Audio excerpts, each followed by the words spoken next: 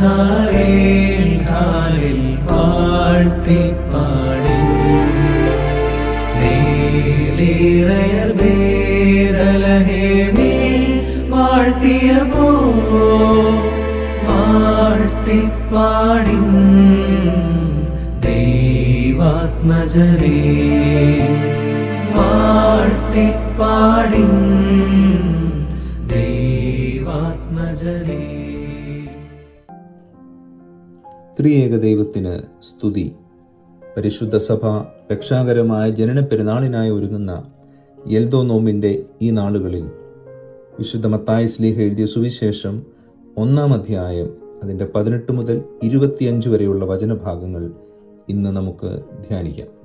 ഇവിടെ മറിയത്തെ രഹസ്യമായി ഉപേക്ഷിക്കാൻ തീരുമാനിച്ച യൗസേപ്പിന് സ്വപ്നത്തിൽ സ്വർഗത്തിലെ ദൂതൻ പ്രത്യക്ഷപ്പെട്ട് അവൻ്റെ മനസ്സിലെ സംശയം നീക്കുകയും ആ ദൂതൻ കൽപ്പിച്ചതുപോലെ മറിയത്തെ സ്വീകരിക്കുന്നതും നമുക്ക് കാണാൻ സാധിക്കും. നീതിമാനായ യൗസേപ്പിനോട് മറിയത്തിനു വേണ്ടി സംസാരിച്ചത് സ്വർഗത്തിലെ ദൂതനാണ്. എന്തുകൊണ്ടാണ് മറിയത്തിനു വേണ്ടി സ്വർഗത്തിലെ മാലാഖ സംസാരിച്ചത്? വിശുദ്ധ ലൂക്കോസ് എഴുതിയ രക്ഷാസുവിശേഷം 1-ാം അധ്യായം അതിൻ്റെ 38-ാമത്തെ വാക്യം ഇപ്രകാരം നാം വായിക്കുന്നു: മറിയം പറഞ്ഞു, ഇതാ ഞാൻ കർത്താവിൻ്റെ ദാസി, നിന്റെ ഇഷ്ടം പോലെ എനിക്ക് ഭവിക്കട്ടെ. സ്വന്തം ആഗ്രഹങ്ങൾക്കും ഇഷ്ടങ്ങൾക്കും എല്ലാം ഉപരിയായി ദൈവഹിതത്തിന് ജീവിതം വിട്ടുകൊടുത്തതിനാൽ അവൾക്ക് വേണ്ടി സ്വർഗം ഇടപെട്ടു. അവൾക്ക് വേണ്ടി ദൈവം പ്രവർത്തിച്ചു. പരിശുദ്ധ ദൈവമാതാവിനെ പോലെ നമ്മുടെ ആഗ്രഹങ്ങൾക്കും നമ്മുടെ ഇഷ്ടങ്ങൾക്കും എല്ലാം ഉപരിയായി ദൈവഹിതത്തിന് നമ്മെ വിട്ടുകൊടുത്താൽ നമുക്ക് വേണ്ടി സ്വർഗം ഇടപെടും. ദൈവം നമുക്ക് വേണ്ടി പ്രവർത്തിക്കും. മറിയത്തിൻ്റെ നിശബ്ദതയിലാണ് അവൾക്ക് വേണ്ടി ദൈവത്തിൻ്റെ ദൂതൻ സംസാരിച്ചത്. അതുപോലെ നമ്മുടെ നിശബ്ദതയിലും നമുക്ക് വേണ്ടി ദൈവദൂതൻ സംസാരിക്കാൻ ഇടയായി തീരണം.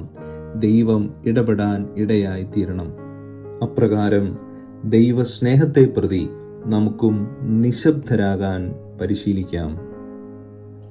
ലോകം നമ്മെ കുറ്റപ്പെടുത്തുമ്പോൾ, നമ്മെ എതിർക്കുമ്പോൾ, ഒറ്റപ്പെടുത്തുമ്പോൾ, നമ്മെ വേദനിപ്പിക്കുമ്പോൾ, നമ്മെ തിരസ്കരിക്കുമ്പോൾ വിശുദ്ധ മർക്കോസ് എഴുതിയ സുവിശേഷം 15-ാം അധ്യായം അതിൻ്റെ 4-ഉം 5-ഉം വാക്യങ്ങളിൽ പീലാത്തോസിൻ്റെ മുൻപിൽ യേശു പാലിച്ച നിശബ്ദത നമുക്കും സ്വന്തമാക്കാൻ സാധിക്കട്ടെ. 46-ാം സങ്കീർത്തനം 10-ാം വാക്യം നാം ഇപ്രകാരം വായിക്കുന്നു: ശാന്തമാവുക, ഞാൻ ദൈവമാണെന്നറിയുക. ഈ ജനന പെരുന്നാളിൽ നമുക്കും ശാന്തരാകാൻ പരിശീലിക്കാം, നിശബ്ദരാകാൻ പരിശീലിക്കാം. യേശുവിൻ്റെ നിശബ്ദത, പരിശുദ്ധ അമ്മ പാലിച്ച നിശബ്ദത നമുക്ക് നമ്മുടെ ജീവിതങ്ങളിലേക്ക് പകർത്താം. അതുവഴി ദൈവനാമം മഹത്വപ്പെടട്ടെ. നിശബ്ദതയിലൂടെ വിശുദ്ധിയിലേക്ക് വളരാൻ ഈ ജനനപ്പെരുന്നാൾ മുഖാന്തരമായി തീരട്ടെ എന്ന് പ്രാർത്ഥിക്കുന്നു.